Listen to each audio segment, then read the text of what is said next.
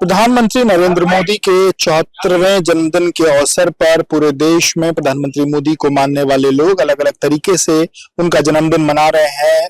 15 दिन का स्वच्छता पखवाड़ा भी चल रहा है, जिससे अलग अलग जगहों पर सफाई अभियान हो रहा है।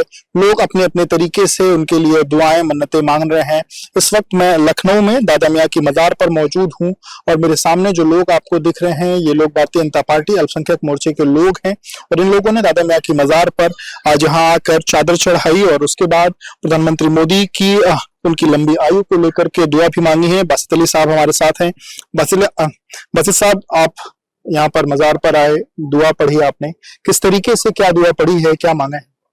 देखिए, आज उत्तर प्रदेश की 74 ऐसी दरगाहों से मोदी जी की लंबी उम्र के लिए दुआ की गई है, क्योंकि मोदी जी एक देश के पहले ऐसे प्रधानमंत्री हैं जिन्होंने कहा कि आतंकवाद का खात्मा सूफीज्म के जरिए किया जा सकता है।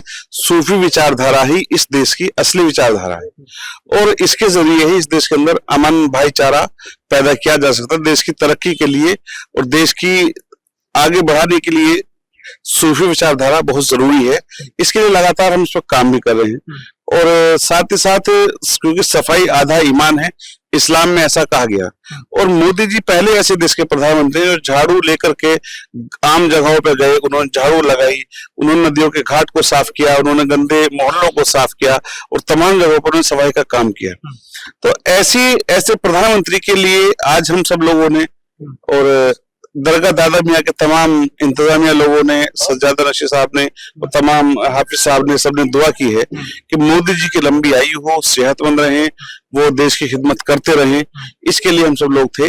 साथ ही साथ आज हमने तय किया था कि हम देश के, क्योंकि उनका 74वां जन्मदिन है, 74 ऐसी जगहों से उनके लिए मेंबरशिप करेंगे। तो ये उत्तर प्रदेश में कौन कौन सी 74 जगह हैं या कहाँ कहाँ से इस तरीके के करेंगे? जैसे नदवा है, दारुल-उलूम है, जैसे कि अभी अमरोहा है, नौगावा सादात, आजमगढ़ है, तमाम सिबली कॉलेज है, तमाम ऐसी जगहों से आज हमने कैंप लगा करके मोदी जी को ताकत देने के लिए, मोदी जी को जन्मदिन का तोहफा देने के लिए अल्पसंख्यक समाज की मेंबरशिप भी की है। अच्छा, हमने ये देखा चूंकि जो एक तरीके से मेंबरशिप जो कैंपेन है वो भी चल रहा है, 5 लाख का टारगेट आपको मिला है, वो टारगेट कहाँ तक पहुंचा? किस तरीके से लोग भाजपा के साथ जुड़ना चाह रहे हैं?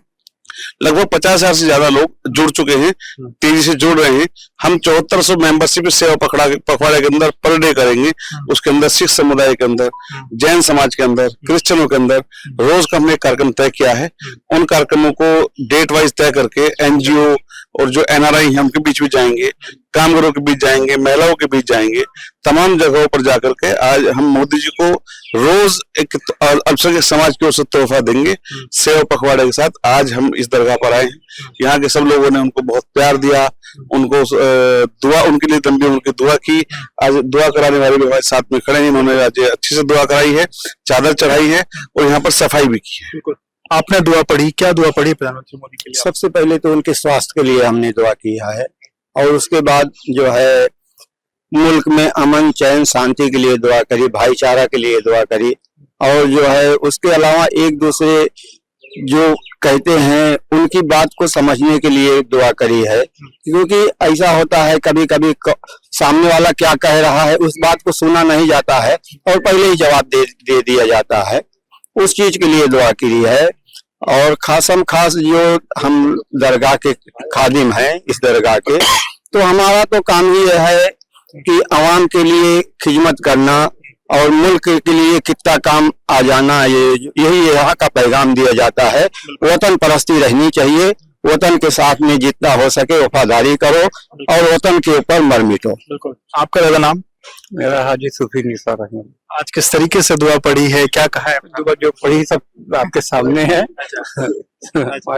आप लोग भी इस दुआ में शामिल रहे, क्या कहेंगे प्रधानमंत्री? जैसा कि अभी माननीय मेरे प्रदेश अध्यक्ष कुंवर बासित अली जी ने कहा, आज पूरे प्रदेश में 74 दरगाहों में माननीय प्रधानमंत्री की लंबी आयु के लिए, दीर्घायु के लिए और आज सभी दरगाहों पर दुआएं हो रही हैं। इसी के क्रम में आज हम लोग यहाँ एकत्रित हुए। आप कैसे उनको जन्मदिन की बधाई देना चाहते हैं? हम लोग तो यही चाहते हैं पूरे देश में अमन शांति बरकरार रहे, माननीय मोदी जी स्वस्थ रहे, दीर्घायु रहे और दुगनी ऊर्जा और क्षमता से इस देश की सेवा करें। आपका शुभ नाम? जी, मोहम्मद अली। किस तरीके से प्रधानमंत्री मोदी को उनके जन्मदिन की बधाई देना चाहते हैं? हम लोग पुरजोर से पूरी खुशियों से अल्पसंख्यक मोर्चा बधाई देगा क्योंकि पूरे इंसाफ के साथ में हम लोगों के साथ में जुड़े हुए माननीय मोदी।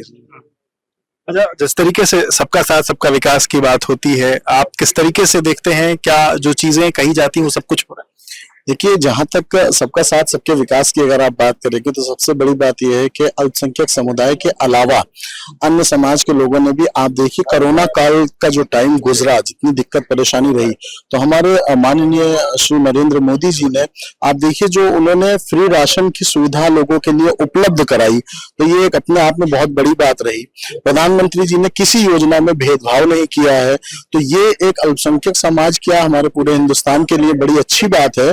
जिस तरीके से उन्होंने आवास लोगों को दिए, गरीब लोगों को आवास आवंटित किए, और उसमें 2.5 लाख रुपए तक की छूट, जो कि 2.5 लाख रुपए कमाने में आदमी की आधी जिंदगी एक गरीब आदमी की गुजर जाती है बेचारे की, और वो 2.5 लाख रुपए जोड़ नहीं सकता। आप उम्मीद करके देखिए, अगर उसको 2.5 लाख रुपए की प्रधानमंत्री जी द्वारा छूट अगर मिल रही है, तो इससे अच्छी बात उसके लिए और क्या हो सकती है। बिल्कुल। तो तमाम अल्पसंख्यक समुदाय के लोग हैं, वो लोग यहाँ मौजूद हैं। उन लोगों ने आज प्रधानमंत्री मोदी के जन्मदिन पर यहाँ पर जो दादा मियाँ की मजार है वहां पर चादर चढ़ाई है, उनके लिए दुआ की है, लोगों को मिठाइयाँ बांटी है, स्वच्छता अभियान के तहत यहाँ सफाई की है, और ऐसे ही अलग अलग जगहों पर उनके जन्मदिन पर आज कार्यक्रम हो रहे हैं।